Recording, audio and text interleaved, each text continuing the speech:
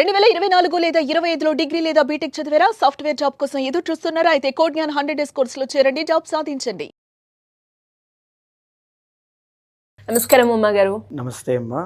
వినాయక చవితి రోజు వినాయకుడిని ఏ రకంగా మనం ఆరాధించాలి అనేది మీరు చాలా క్లియర్గా ఎక్స్ప్లెయిన్ చేయడం జరిగింది. అండ్ అందులో భాగంగానే మరి మొదటి రోజు యొక్క పూజా విధానం ఏ విధంగా ఉంటుంది, ఆ రోజు పెట్టాల్సిన నైవేద్యం కావచ్చు, ఆచరించాల్సిన నియమాలు ఏ రకంగా ఉంటాయో ఒకసారి దాని గురించి కూడా. తప్పకుండా అమ్మ. గణపతి నవరాత్రులు అనేటువంటి విషయంలో మొదటి రోజు యొక్క విశేషత ఏంటి అంటే, గణపతిని ఆ రోజునే అంటే అదే రోజు వినాయక చవితి అండి. మొదటి రోజు అంటే వినాయక చవితి రోజు. ఈ సంవత్సరం వరకు ఆగస్టు 27వ తారీఖు చవితి బుధవారము. సో ఆ రోజున వినాయక వ్రతాన్ని ఖచ్చితంగా ఆచరించి ఉంటారు భక్తితో. అందరూ కూడా తమ శక్తి కొలది నైవేద్యములు అనేటువంటి కుడుములు కానీ, ఉండ్రాళ్ళు కానీ, లేకపోతే అరటిపళ్ళు కానీ, సీతాఫల పళ్ళు కానీ ఏదైనా సరే పెట్టే ఉంటారు. సో ఇక్కడ ఏంటంటే అమ్మ, వినాయకుడి యొక్క విశేషత ఏంటి అంటే, కలో కపి వినాయక అంటారు. అంటే కలియుగంలో అత్యంత తొందరగా సిద్ధించేటువంటి దైవం ఎవరు అంటే ఆంజనేయ స్వామి, తరువాత వినాయకుడు. కలో చండీ వినాయక అంటారు. అంటే కలియుగంలో తొందరగా సిద్ధించేటువంటి దైవాలు ఎవరు అని ఇంకొక పురాణం బట్టి చండీ పరాదేవత, వినాయకుడు. ఈ రెండిట్లో కూడా వినాయకుడు అనేటువంటి ఆయన తప్పకుండా ఉన్నారు. ఎందుకు అంటే ఆయన గణాధిపతి, గణములన్నిటికీ కూడా ఆయనే అధిపతి అండి. లంబోదరుడు అంటే ఇక్కడ ఏంటి అంటే, లంబోదరుడు అంటే సృష్టి మొత్తాన్ని ఆయన గుప్పెట్లో పెట్టుకున్నవాడని అర్థం అండి. సో ఇక్కడ ఆయన యొక్క విశేషత చెప్పడం కోసము బ్రహ్మపురాణము కానీ, గణేశ పురాణం కానీ, బ్రహ్మవైవర్త పురాణం కానీ ఏం చెబుతూ ఉన్నాయంటే, ఎవరైతే గణపతిని నిత్యము అనుష్ఠానం చేస్తూ ఉంటారో, ఫర్ ఎగ్జాంపుల్ మన యొక్క హిందూ ధర్మశాస్త్రాల్లో దైవము అనేటువంటి ఆయన ఏమేమి ఇస్తారు అనేటువంటిది భార్యల రూపంలో ఇవ్వబడిందండి. సిద్ధి, బుద్ధి. అంటే గణపతి యొక్క ఆరాధన వల్ల సిద్ధి అనేటువంటిది, బుద్ధి అనేటువంటిది వస్తాయి. సిద్ధి అంటే ఏంటి అంటే, నాకు ఇది కావాలి అని కోరుకుంటే అది వస్తుంది, అది ఖచ్చితంగా దక్కుతుందండి. గణపతి సాధన చేసే వాళ్ళకి ఈ విషయాలు ఆల్రెడీ తెలుసు. గణపతి సాధన కానీ అనుష్ఠానం చేసే వాళ్ళకి ఇది కావాలి అనుకుంటే అది దక్కుతుంది.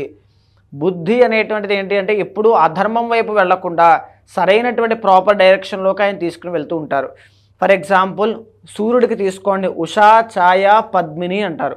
ఉషా ఛాయ పద్మిని సమేత సూర్య భగవానుడు అంటారు. అంటే ఏంటి? ఉష అంటే కాంతి, ఛాయ అంటే నీడ, పద్మిని అంటే వికాసము. సూర్యుడి యొక్క కిరణాల వల్ల, ఆ కిరణాలు అనేటువంటివి కాంతే కదండి. ఫోటోసింథసిస్లో మనం చెప్తూ ఉంటాం. సో కాంతి అనేటువంటిది పడుతుంది, ఆ కాంతి వల్ల నీడ పడుతుంది కదా. సో ఆ నీడ, ఇప్పుడు ఫోటోసింథసిస్ అనేటువంటి జరుగుతోంది అంటే ఒక వికాసం, ఒక చైతన్యం అనేటువంటి జరుగుతోంది. ఆ మూడే ఆయన యొక్క భార్యలుగా వర్ణించారండి. ఉషా ఛాయ పద్మిని సమేత సూర్య భగవానుడు. అలాగనే స్వామివారిని సిద్ధి బుద్ధి సమేత మహాగణపతి, సిద్ధి వినాయక ఇలా పిలుస్తూ ఉంటాం. సో ఇక్కడ ఏంటి అంటే, వరసిద్ధి వినాయకుడిని ఆరాధన చేయడం వల్ల వరములు అనేటువంటివి అంటే కోరికలు అనేటువంటివి, ధర్మపరంగా మీ వృత్తి, ఉద్యోగ, వ్యాపార, వాణిజ్య, వ్యవసాయాల్లో మీరు ముందుకు వెళ్ళాలి అంటే గణపతి యొక్క నవరాత్రులు మీ జీవితాన్ని మారుస్తాయి.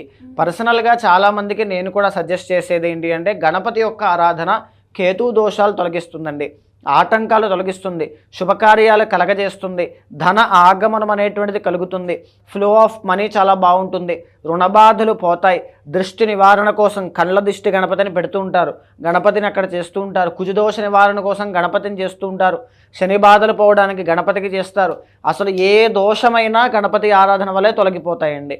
అంతటి శక్తివంతమైందనమాట. సో ఇక్కడ గణపతిని ఎన్నో విధాలుగా ఆచరించవచ్చు.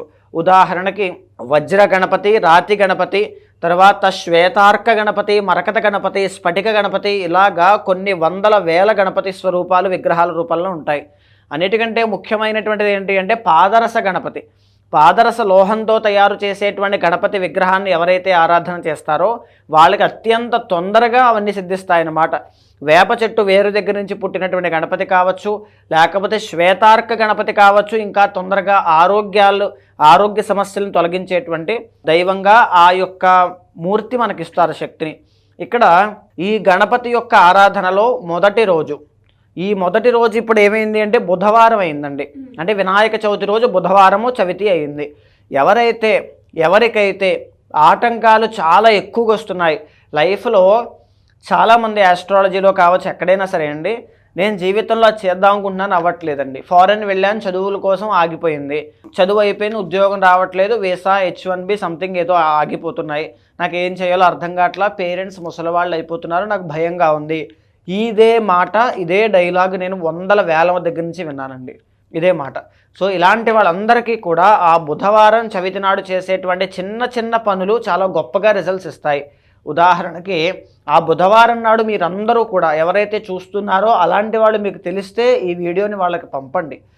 ఆ రోజున ఏం చేయాలి అంటే గరిక తీసుకోండి, గరిక తీసుకుని ఆవు పాలు తీసుకోండి. ఆవు పాలు, గరిక, పటికి బెల్లము, కొన్ని అరటిపళ్ళు తీసుకోండి. తర్వాత మీకు కావాల్సింది ఏంటి అంటే స్వామివారికి అత్యంత ఇష్టమైనటువంటి కుడుములు ఏదైనా మీకు ఉంటే కనుక సాయంత్రం వేళ, సాయంత్రం ఈ చంద్రోదయం అయిన తర్వాత, సాయంత్రం అయిన తర్వాత ఈ ఆవు పాలతో స్వామికి అభిషేకం చేయండి.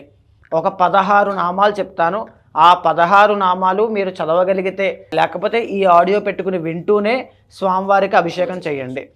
ఓం సుముఖశ్చ ఏకదంతశ్చ కపిలో గజకర్ణిక లంబోదరశ్చ వికటో విఘ్నరాజో గణాధిప ధూమకేతుర్గణాధ్యక్ష పాలచంద్రో గజానన వక్రతుండ శూర్పకర్ణో హేరంబ స్కందపూర్వజ. ఈ 16 నామాలు మీరు వింటూ లేదా అక్కడ పెట్టుకుని అభిషేకం చేయండి. స్వామివారికి గరిక పత్రాలతో ఈ 16 నామాలతోనే చేయండి. తర్వాత మీ దగ్గర ఉన్న కుడుములు, అరటిపళ్ళు నైవేద్యంగా పెట్టండి. ఇది ఇప్పుడు నేను చెప్పినటువంటి ఉద్యోగంలో, విద్యలో ఆటంకాలున్న ప్రతి ఒక్కరికి కూడా ఒక దారి కల్పిస్తుంది. నవరాత్రులు అయిన తర్వాత ఖచ్చితంగా మీరు అది చూస్తారు. ఇకపోతే వ్యాపారం అండి. వ్యాపారంలో ఎవరికైతే గ్రోత్ కావాలని కోరుకుంటూ ఉన్నారో వాళ్ళైతే తప్పకుండా చేయాల్సింది ఏంటి అంటే మీ వ్యాపార స్థలంలో మరకత గణపతి అనేటువంటి విగ్రహం ఉంటుంది. అంటే మరకతము, గ్రీన్ స్టోన్తో తయారు చేసిన విగ్రహం అండి. అది తెచ్చుకుని ఈ వ్యాపార స్థలంలో పెట్టాలి. ఈశాన్యం మూల పెట్టి ఆ మరకత గణపతి వద్ద తెల్ల జిల్లేడు పూలు, ఎర్రగన్నేరు పూలతో స్వామిని సాయంత్రం వేళ అర్చన చేయాలి. ఎవరైతే ఇలా వినాయక చవితి నాడు చేస్తారో వాళ్ళకి వ్యాపార వశీకరణం అనేటువంటిది కలుగుతుంది. వ్యాపారంలో అక్కడ నరఘోష కానీ, శత్రుబాధల వల్ల కానీ ఇబ్బందులు పడుతూ, ఆర్థిక నష్టాలు, రుణబాధల వల్ల ఇబ్బంది పడుతూ అసలు ఏది గ్రోత్ లేదనుకున్న వాళ్ళకి ఇది చేసిన తర్వాత చాలా బాగా గ్రోత్ ఉంటుంది. బాగా గుర్తుపెట్టుకోండి. ఎనీవేస్ థ్యాంక్ యూ ఉమా గారు, థ్యాంక్ యూ సో మచ్. నమస్తే అమ్మా.